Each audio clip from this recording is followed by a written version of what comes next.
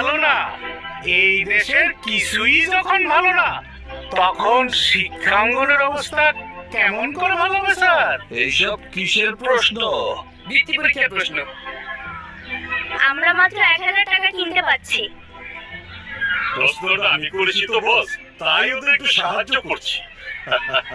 আহ, কিন্তু বাবারা, তোমাদের ভবিষ্যৎ তো অন্ধকার। তোমরা চুরি করে পাস করে ওনার মতো প্রিন্সিপাল হবা, নাকি আমার মতো গুন্ডা হইবা? কি চাও? মানুষ তোমাকে ভালোবাসবো নাকি ঘৃণা করবো?